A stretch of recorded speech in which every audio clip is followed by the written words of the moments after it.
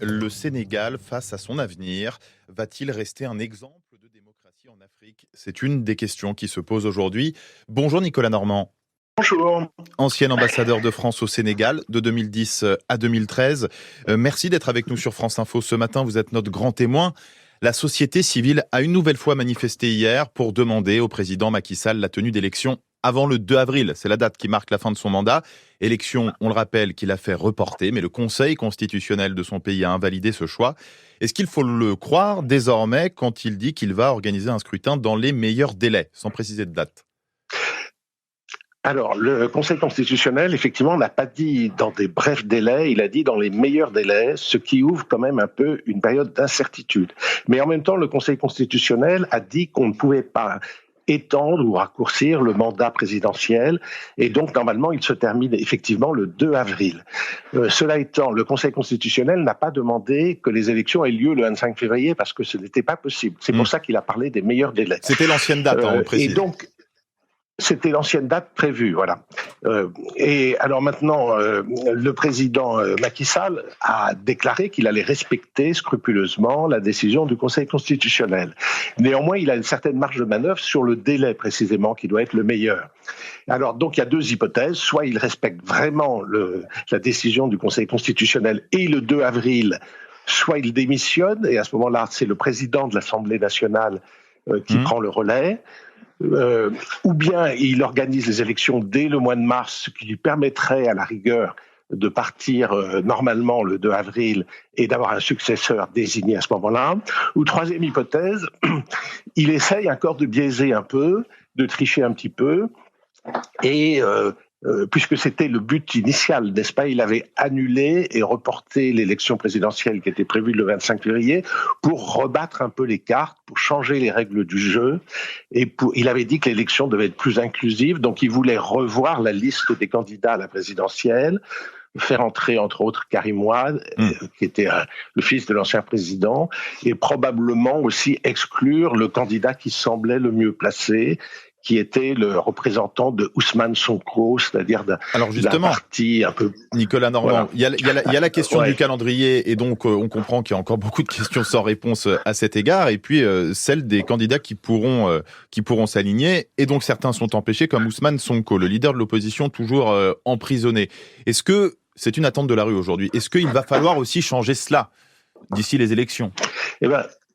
Je pense que ça sera difficile parce que il faudrait que le Conseil constitutionnel réexamine une nouvelle liste de candidats et ce n'est pas ce qu'il a prévu de faire, semble-t-il. Et donc, je pense qu'Ousmane Sonko ne pourra pas se présenter puisque de toute façon, selon le code électoral sénégalais, il est exclu parce qu'il a été condamné par la justice à 6 mois de prison avec sursis, ça l'exclurait. Mais Ousmane Sonko a désigné son alter ego, son numéro 2, qui lui avait des chances de remporter l'élection.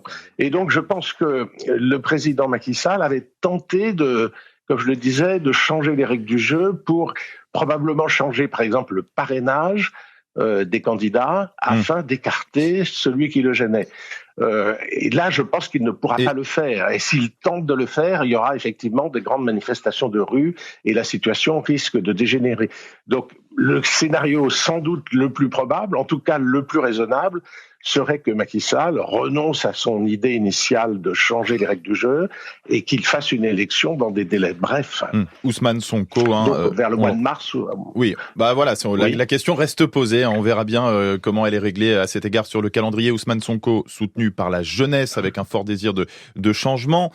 Quel rôle joue la France, d'après vous, dans la crise actuelle? Est-ce qu'elle a un dialogue avec les autorités sénégalaises, selon vous? Écoutez, moi je suis pas dans le secret des dieux, n'est-ce pas, mais je suppose que la France incite le président Macky Sall à respecter scrupuleusement la décision du Conseil constitutionnel, c'est-à-dire de ne pas essayer de biaiser, de retarder les choses, et donc de faire une élection dans les délais les plus rapprochés possibles. Parce que c'est la stabilité du pays qui est en jeu, justement. Ce pays qui est quand même un exemple de démocratie par rapport à tous ses voisins, et c'est assez historique. Comment on explique cela ? Eh ben justement, le Sénégal était, parce qu'il faut parler un peu au passé, un exemple de démocratie parfaitement régulière en principe. Et là, la tentative de Macky Sall de reporter l'élection apparaît comme un écart par rapport à ce comportement démocratique. Mais il y a quand même la réaction du Conseil constitutionnel. Est-ce que ça ne prouve pas quand même que cela reste une démocratie relativement forte, et notamment par rapport à vos voisins ? Oui, tout à fait. En réalité, le Conseil constitutionnel s'est prononcé 2 fois d'une manière qui, à chaque fois, a été une sorte de désaveu pour le président Macky Sall, parce que la première fois, le Conseil constitutionnel a fait une liste des candidats à la présidence qui ne correspondait pas aux souhaits du président Macky Sall. C'est pour ça qu'il a reporté l'élection. Et la deuxième fois, la décision est beaucoup plus gênante encore pour Macky Sall, puisque là, c'est un désaveu complet de sa décision de reporter une annulation-report de l'élection.